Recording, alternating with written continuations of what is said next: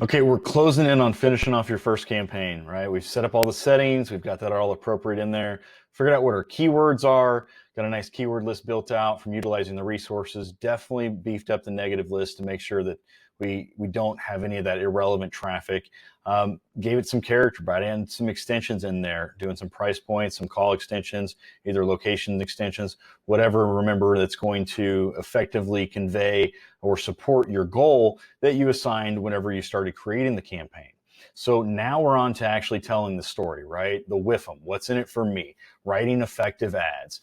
And there is really just, it's this presentation, I definitely encourage you to download it and take some notes from it and also reference back to it, because I give you a lot of good examples in here about certain types of headlines and using subtle versus very direct headlines. And then at the very end, I'm also going to include a great helpful worksheet to build out all your ads, right? A lot of the things that I do, I'm going to do at scale, right? I don't want to just create one ad at a time. I'm going to kind of get in my creative mode and start writing out a bunch of different ads. So a lot of times what I'll do is I'll build campaigns out on spreadsheets. And as one of the bonus materials, I'm going to tell you exactly how to utilize those spreadsheets to cut all of your build time in a considerable amount.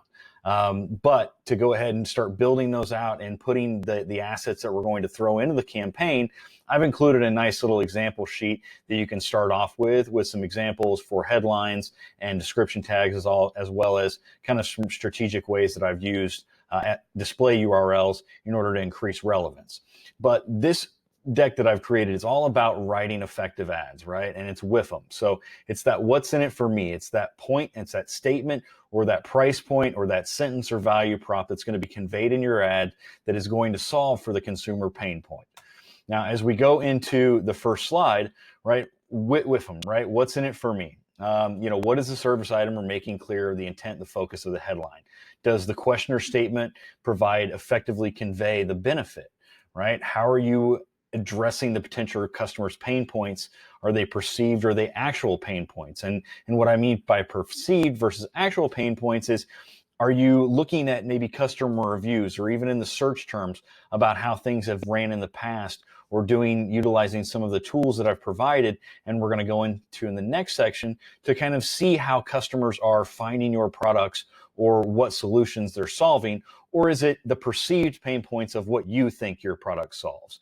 A lot of time what we perceive as what our product's value props are not always what the consumer is perceiving, or just maybe they may differ a little bit in how they reference it, right? Like they may be looking for a sofa when we're saying, hey, this nice designer couch set, right? Or even living room set, right? We need to make sure that we have that kind of relevance from what they're searching for and what they're typing into Google is going to directly relate to our ad text, and also what we've already created in the extensions, and is going to most definitely carry through on the landing page where we lay them on, right?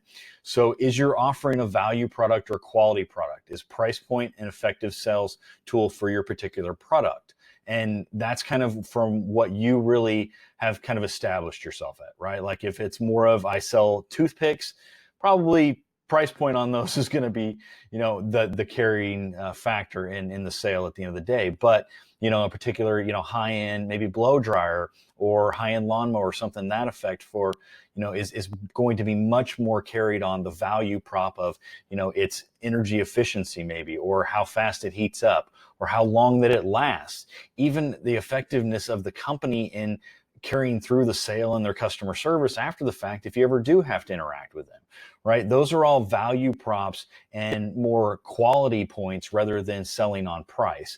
And that's where, you should have gone through, and you should know by this time, after kind of going through and identifying what your goal is and identifying even some of the call extensions or extensions that we've put into the account, on which ones and where your product really falls, whether or not it's in that value section or whether or not it's in the price point that we're going to sell on. Questioning of prospects' need. Is it apparent or is it unrealized, right? Is this something where all of a sudden they don't realize that they need the great pan that has no stick effectiveness and, you could literally melt plastic in and it'll come off? Or is this something that immediately, like toilet paper, like they're going to have to replace every single, couple weeks, right? Those are the kind of things that you need to think about whenever you're writing your ad text. And the other thing is as well, is it newsworthy or is it a trending topic, right? Is there something we can reference within the modern day or the public interactions or within the news stream, news cycles that have come out that we can key on that'll be either a perceived pain point or an actual pain point that we can kind of tag our customer on as directly affecting that, right? Like if you've got you've had a hurricane in the season, then a lot of times I'll take actually Missouri as a great example, right? We had an ice storm of like probably 10, 15 years ago. It was just horrible. It shut down electricity everywhere. Well, one of the things that we became a huge populace of was all the home services, right?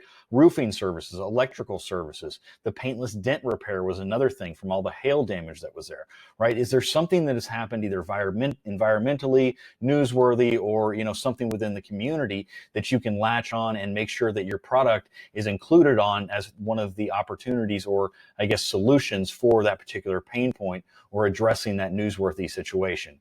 And then again, your call to actions. What are you trying to prompt this consumer to do? Are you trying to get them to purchase online, shop online, call today, fill out a form for an evaluation, a quote? What is your particular action that you're trying to drive them to if they do click on the ad?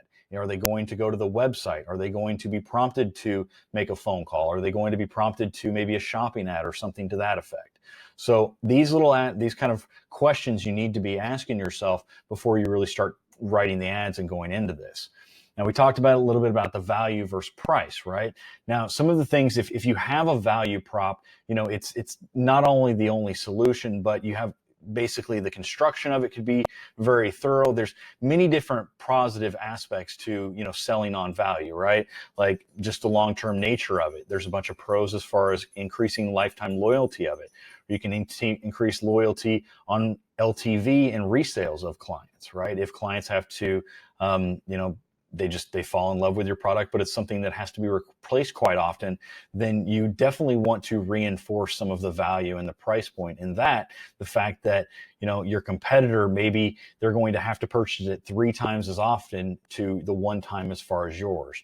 Or, particularly the tires that last 40,000 miles where most car tires only last 10,000 miles, right? Those are all selling on value props and addressing how your product is basically constructed or built better than the closest competitor, right? And how it can solve for the pain points at such a higher level that it's worth either purchasing for the same price because of that value and not having to repurchase, or maybe even stretching the pennies a little bit further and spending a little bit more to buy the higher quality stuff. Kitchen things, right? You've got, versus let's say the Magic Chef kind of stuff is much higher quality than stuff you're going to maybe purchase in Walmart, right? But again, there's a price point that you have to convey that value within your ad text in order to get people to buy in to that higher price point and the effectiveness of that much greater effectiveness of your product than the one that's maybe cheaper.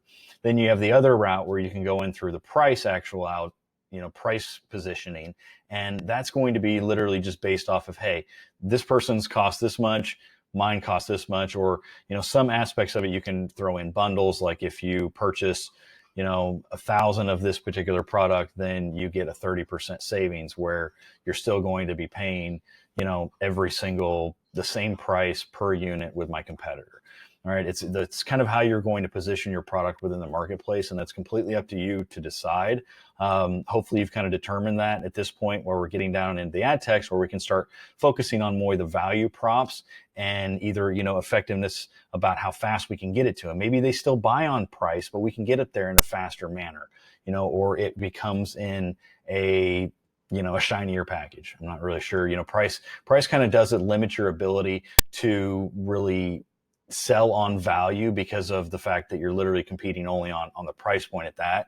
So you start trying to say, well, I'm this much more, but there's no differentiation at that, and you've always competed on price. You can kind of get yourself in some trouble there. Now, as we move on to benefit selling, which is what I particularly prefer and goes much, much better within the value prop, right? Or the value selling positioning. And it's more about selling the direct prospect's need and how it's going to solve for that. It's not particularly saying like, hey, I've got the shiniest red fire engine, right? It's this fire engine is going to put your house out of when it catches on fire. Right? So you solve for either a perceived or maybe an actual pain point by eliciting the value that your particular product solves for, rather than so much about all the bells and whistle of it, right? It's selling features versus benefits, right? Is always kind of gets you into this game of the one-upsmanship, where if you're selling the benefits over the features, you can always convey the value into your customers. And it also promotes a longer lifetime value and considerable loyalty whenever you're talking about the benefits and the greater functionality and, really just the ultimate better solution that your product provides, rather than all of the bells and whistles that it has. And that's more around the benefit selling. And I've put some examples there about how of how normal people would put them in there, right? Like work from home, right? The benefit alternative would be spend more time with your family, right? The home business one, financial stability and independence, working for yourself, right? All in one hair tool, right? The benefit of it is it reduces bathroom clutter and saves time, right? Rocket Mortgage, fast approvals, right? These are just kind of some examples and services that are out there and how they use the benefit selling, right? Like Lending Tree is a great example. Same time comparing multiple lenders in one place, right? They convey their benefit by not only saving time, but giving you the ultimate kind of visibility on all the opportunities that are out there, right? So solving pain points a lot of times and providing the benefit will carry the day 9 times out of 10 whenever you're selling with prospects over just selling the features, because you've got 100 different people out there that you're competing against on that same feature level, and they probably have some of the same either perceived benefits or they may not even be actual. A lot of people may claim particular things. I've had clients in the past that literally they have irons that do tremendously more than a particular hair tool, but they have just counterfeiters that are there to get the buck, right? So it's much better to promote the value, and it shows the quality of your product rather than ultimately relying just on price. Now, the other thing is the call to action, right? You always want to have the call to action, and that's asking for the sale. It's asking for the money. You can convey the value props and all the information about your particular product very, very easily within your ad text a lot of times and make it very, very flashy. But if you don't prompt them to take that next action, because if you're talking about, hey, we've got the software, it does, X, Y, and Z and as fast as, 3,000 megabytes per second, and we have a price point of $199. Then what are they supposed to do then, right? Like it's just like that awkward pause at the end of my statement there, right? It's you don't prompt them to take that next action. So they don't know if you want them to discover more on your website, if you can purchase online, or should I give them a phone call, right? I probably should give them a phone call, but hey, I've got no phone number up here as well, right? So this is where you're going to loop in all of the different actions as far as writing your ad text with your headline, with making sure that it all relates, right? Like if I'm looking to get health insurance quotes, from a registered licensed agent, and I want to speak with a live agent now, call today, right? That has 2 call to actions in it, right? Speak with a live agent and call today. But if I just put in there, we offer free quotes, lender, multiple carriers nationwide, Blue Cross Blue Shield and Aetna, all available. Okay, so where do I get that information? I need to prompt that consumer to take that next action in order to make sure that they're going down the right pipeline that I want, so I can ultimately convert on it, right? Again, if I'm trying to get somebody to pick up the phone and make a phone call and they go looking on Google search for my location without picking up the phone, then that's a wasted opportunity right there. Or vice versa, I'm trying to get them into my retail location and I'm telling them to shop online.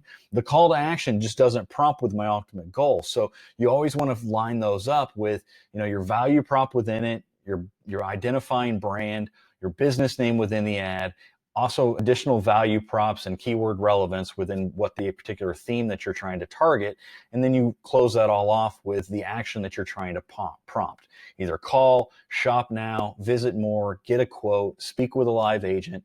Whatever's going to be relevant to your particular action that you're trying to prompt is asking for that sale. It's asking for the money and closing down the ultimate flow of the script, right? So the other thing that you can do in order to help kind of from the quality score nature of it is do the display URL. And I'll utilize these even sometimes to actually help prompt the call to action or help further expose what I'm trying to get the customer to use, right? Like for this example, I've got collateralgrowth.com, right? Insurance quotes, right? Services SEO. collateralgrowth.com/Google Ads course, right? It gives me the ability to put my keywords or the theme of the landing page that they're going to land on and give it additional relevancy factors. And these do factor within your actual quality score. So let's say, you've got your ad and you're trying to advertise for, health insurance. And you've got, we offer health insurance from all major carriers, get a family individual or, quote right now, speak with a live agent. And then you can put, direct quote, quote now, insurance quotes now in your display URL, and it'll give you a good opportunity to continue that keyword relevance. And the more you can include the keyword and the theme from your keywords and your targeting methods into your ads, the better your relevancy will be, the better your quality score would be, which increased ad rank. And that ultimately increases or decreases your cost within those auctions, right? So the ad rank is all based off of it's your quality score times your bid, right? So that's an easy way for us to be able to make our dollars stretch longer and get lower cost per clicks, increasing our ROI as we go through just by simply writing ads that are more relevant. Now, your landing page best practices, right? They need to have some must-haves, right? They need to have very clear call to actions on them as well as far as what you want the particular person to do on the site. They need to have your brand on there. They also need to have very keyword relevance, such as, keywords and links that are very relevant to the particular action that you're trying to prompt. They should contain a mix of visuals as well, right? From copy to visuals, images on there, and also videos if you can throw them on there. That gives people that have dual modalities of trying to kind of what's going to key in on their buying cycle or buying signals. That gives you the ability to expose multiple reference points or multiple information points and make sure that you really key in on what they're going to find effective in stimulating that next action or that purchase. Right. And you obviously want to always provide multiple points of contact, right? You want to have phone numbers on there at the top, phone numbers at the bottom so that they can scroll down and they can see those, contact forms at the top or bottom as well. And just anywhere that whatever your ultimate goal of sending that traffic to that page is, you need to have the corresponding forms, buttons, and contact capabilities in order to make sure that you can further step them down the purchase funnel and make sure that after that click that they take the necessary action so you can start converting it and putting money back in your pocket and sell them, right? Because it's also about either gaining information about either forming that bond and getting contact with that particular customer or just providing them the effective information that they're trying to get so that you can further them down the research phase. And all of that, again, is going to be kind of predicated on what part in the funnel they are. Are they in that initial awareness part? Are they in the research phase where they need more information like a case study or, additional factual ROI statistics or something to that fact in order for them to kind of key in on the fact that you're good at your job or you have the service that'll effectively solve for their pain points. And, this particular step may not always be where it has actual conversions in it, right? You may only be trying to gather an email address so you can further them down the funnel with additional emails, or you may actually try to get, much more long form information such as email, name, even like for a car warranty where you have, the car and the model year, if they're in warranty, out of warranty, something out of that. Again, these particular landing pages and what is contained on them and what's vital to them is also, again, predicated onto what step in the sales flow, sales customer funnel that the page is going to fall in. Now, if it's the bottom funnel, then you definitely want to have strong call to actions resulting in conversions and, contact information or contact buttons or sales, place in carts, something like that can very easily within 1 or 2 clicks allow them to complete the conversion and action that you're trying to further. Now, the headline types, again, there's many different types of headlines that you can put out there. I've included just some different types and examples on here, from direct, indirect, the reason why, the testimonials, benefits. These are, they're going to be different based off of whatever your goal is. And again, also what stage in the sales funnel your customer is, whether they're not at the research phase or whether they're at, the conversion phase is completely different, right? Research phase, they may need more news or how-to information, right? Where the final one is definitely going to be about the guarantees or the testimonials.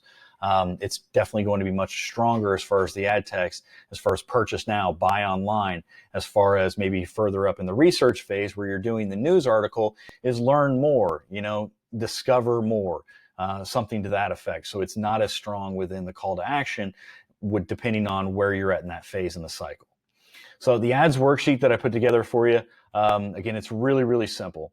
It just shows you exactly, how, gives you kind of some columns where you can put in some ads or some headlines and some descriptions so you can copy and paste them as you're building out the campaigns later on. Again, I always try and do this and structure them within spreadsheets. And again, these are going to become really, really valuable in the bonus sections. So once you've got down your ad text and you've got some of these written in there, make sure you go through the bonus section before going on to the accelerated learning division. And I'm going to teach you how to cut your build time in half by utilizing spreadsheets and by kind of pre-structuring all your campaigns out like this, because it'll save you time. It may seem like a little bit more work rather than just putting them directly in the system, but it'll save you an immense amount of time once we dive into AdWords Editor in the bonus section. So I hope this was valuable for you. If you have any additional questions as far as ad text and need additional insight, make sure to hop into the community and I'll answer any questions there as well, where we go in through on a weekly basis. We do some worksheets. We do some nice little workshops going through and assessing, particular students' trials and tribulations with not only their ad accounts, building them out, but definitely with writing some ad text and making sure that, the keywords and the relevancy is above and beyond what's going to impact how your CTR is. So we make sure that we can on this pain points, and I give you very, very valuable tutelage and I guess lessons and examples to make sure that you can further the education and start kind of brainstorming on yourself and be an ads wizard all by yourself. So let's jump on to the next lesson and we'll dive more into the resources about some great tools that I've put into place over my last 10 years that I really use to find out not only some, interesting and kind of useful ad text ideas, but also dive into what my competitors do and figure out how to pick their brain and figure out exactly what they're doing that's effective so I can copy it or do it better. So I'll see you in the next lesson.